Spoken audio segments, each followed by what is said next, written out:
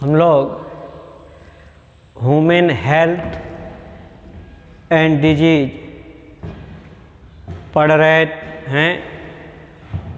इसमें आगे हम लोग पढ़ेंगे कि डिजीजेज काज्ड बाय आर्थ्रोपोड्स अर्थात आर्थ्रोपोडा जीवाणुओं आर्थ्रोपोडी जीवाणुओं द्वारा उत्पन्न रोग, जिसमें है बुबोनिक प्लेग जिसे टाउन रोग भी कहते हैं।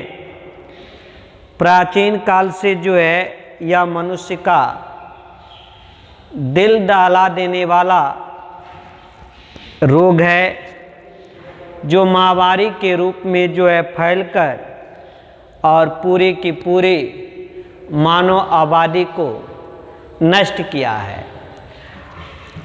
ये जो है एर्सीनिया पेस्टिस, यह जो है एर्सीनिया पेस्टिस या इसे जो है पैस्चुरेला पेस्टिस भी कहते हैं।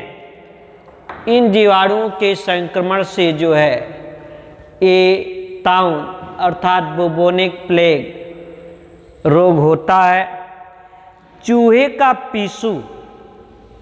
पिस्सू जिसे हम कजिनोप्सिला क्योपिस कहते हैं, तो चूहे के पिस्सू इस जीवाणु को जो है फैलाने वाला पोषक अर्थात रोग वाहक होता है। चूहे का पिस्सू जो है इसे फैलाता है और जब यह मनुष्य के त्वचा को काटता है और ये जीवाणु जो है मानव के रुधिर में प्रवेश कर जाता है, तो रुधिर से ये जीवाणु जो है काख और रान, पैर का ऊपरी हिस्सा, तो काख और रान में जो लसिका गांठें हैं, इन लसिका गांठों में जाकर और उनके रुधिर वाहिनियों को नष्ट करता है। तो इस प्रकार से जो है अत्यधिक इन लसिका गांठों में जब रुधिर वाहिनियाँ क्षतिग्रस्त हो जाती हैं, नष्ट हो जाती हैं, तो बहुत अधिक मात्रा में जो है रुधिर का स्राव होता है और गांठें जो हैं फूल जाती हैं। तो इन्हीं गांठों को हम कहते हैं ब्यूबो, गांठों को कहते हैं ब्यूबो, क्योंकि लसिका गांठें फूल जाती हैं रुधिर स्राव के कारण।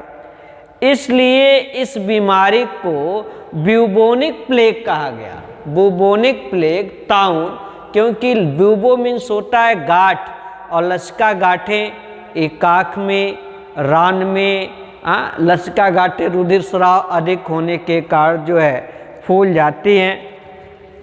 लसिका गांठों में जो है परजीवी रुधिर परिसंचरण द्वारा प्लीहा में, यकृत में या अन्य अंगों में जाता है और त्वचा के नीचे जो है रुधिर स्राव के कारण जो है रुधिर इकट्ठा होने लगता है और पूरा क्षेत्र जो है पहले लाल लाल चकता, त्वचा के ऊपर लाल लाल चकता दिखाई देता है और वो रुधिर जब ब्लैक हो जाता है स्राव के कारण, इकट्ठा होने के कारण जो है, तो काला धब्बा पड़ जाता है।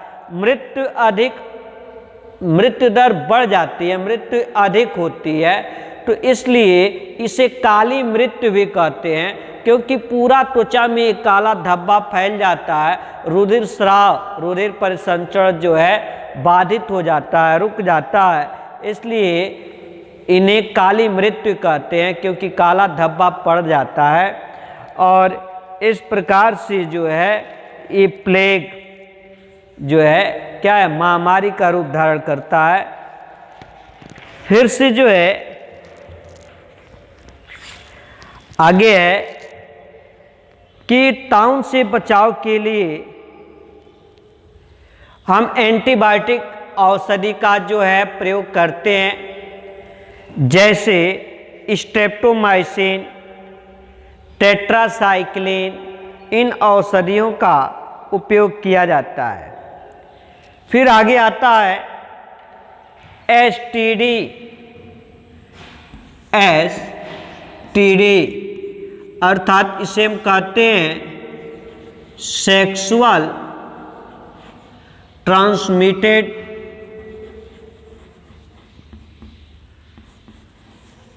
डिजीज।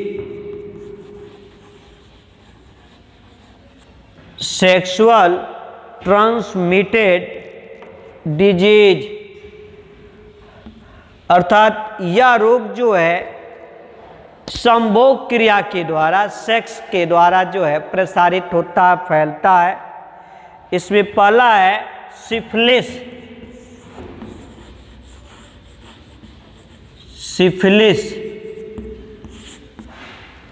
ये सिफिलिस जो है ट्रेपोनीमा पैलिडम, ट्रेपोनीमा पैलिडम नामक जीवाणु के कारण जो है ये उपदंश रोग होता है।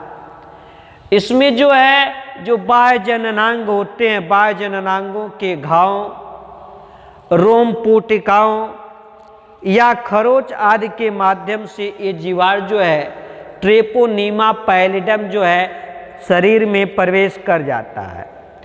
और प्राथमिक अवस्था में जो है जहाँ संक्रमित स्थान होता है, संक्रमित स्थान पर जो है बैजनी सा वृत्ताकार घाव बन जाता है। ग्रसनी, मलाशय, हमारे ओठ, ये भी जो है संक्रमित हो जाता है। और 2 से 6 सप्ताह में ये ठीक भी हो जाता है। फिर कुछ सप्ताह के बाद जो है जब द्वितीयक संक्रमक होता है तो उस अवस्था में जो है फीवर भी हो जाता है, ज्वर हो जाता है, लसिका गांठें में सूजन हो जाता है।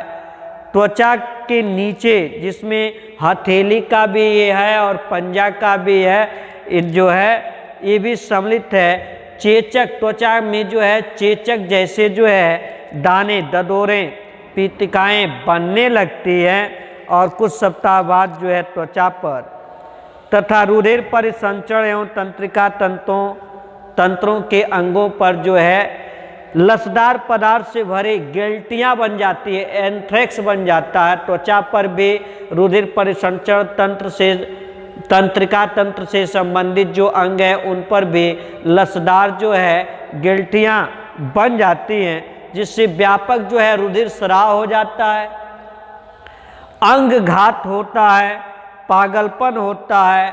और ऐसी महिला जो गर्भ से है तो गर्भवती महिला में जो है जो एम्ब्रियोनिक डेवलपमेंट हो रहा है, भ्रूण का विकास हो रहा है, शिशु का निर्माण हो रहा है, उस शिशु के लिए भी घातक हो सकता है।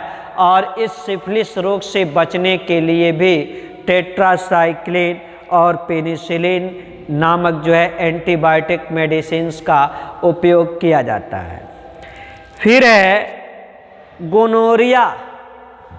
गोनोरिया को हम लोग सुजाक, हिंदी में कहते हैं सुजाक रोग। यह जो है नाइसीरिया गोनेरी, नाइसीरिया गोनेरी नामक जीवाणुओं के संक्रमण से जो है गोनोरिया रोग होता है। यह नाइसीरिया गोनोरी नामक जीवाणु जो है ये बाहर कहीं नहीं पाया जाता। ये जो है स्त्री और पुरुष का जो मूत्र मार्ग है उस मूत्र मार्ग का ही ये परजीवी होता है, अर्थात मूत्र मार्ग में रहता है। इससे जो है संक्रमित जो व्यक्ति होते हैं उनको मूत्र त्यागने में जो है ज्वलन होता है, उदर शूल होता है और रान की जो लसिका गांठें हैं ये लसिका गांठें फूल सकती हैं तथा पुरुषों में हाइड्रोसील में भी पीड़ा होने लगती है और एक व्यक्ति से दूसरे व्यक्ति में जीवाणुओं का संक्रमण जो है सेक्स संभोग के जरिए जो है फैलता है। और इस रोग के उपचार हेतु जो है पेनिसिलिन नामक एंटीबायोटिक मेडिसिन का उपयोग किया जाता है। ऐसे ही है bacterial diseases caused by contact. Bacterial diseases caused by contact अर्थात स्पर्श से होने वाला जीवाणु जनित रोग, बैक्टीरियल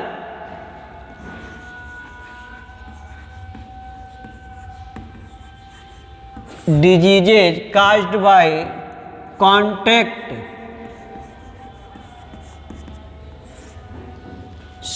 स्पर्श से होने वाले जीवाणु जनित रोग है।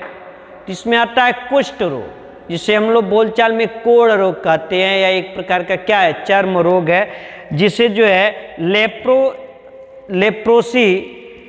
लेप्रोसी या हैंसन्स डिजीज भी कहते हैं। यह मुख्यतः जो है त्वचा का रोग होता है और माइक्रोबैक्टीरियम लेप्री जीवाणु का नाम है, माइक्रोबैक्टीरियम लेप्री के कारण होता है। ये जीवाणु जहाँ कुष्ठ रोग हो जाता है, जहाँ का त्वचा संक्रमित हो जाता है, वहाँ पर जो है यदि पिन चुभोएं, सुई चुभोएं तो पीड़ा नहीं होता है, दर्द नहीं होता है, ज्वलन नहीं होता है, क्योंकि वहाँ की जो तंत्रिकाएं होती हैं वो पूर्ण रूप से नष्ट हो जाती हैं। जो रुधिर केशिकाएं होती हैं वो भी पूर्ण रूप से जो है नष्ट हो जाती हैं, अर्थात संवेदना को ग्रहण नहीं कर सकती हैं। तो ये रोग जो है कांटेक्ट में, संपर्क में अर्थात स्पर्श के जरिए फैलता है। तो इसलिए इसे हम कहते हैं bacterial diseases caused by contact. Contact means स्पर्श, छुआछूत से जो है फैलता है।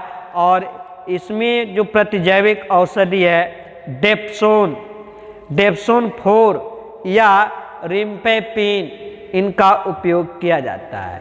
तो अब तक हम लोगों ने जो है जीवाणु जनित रोग पढ़ा था। अगले वीडियो में हम लोग पढ़ेंगे human diseases caused by virus, की विषाणुओं के द्वारा कौन कौन से जो है मानव रोग होता है।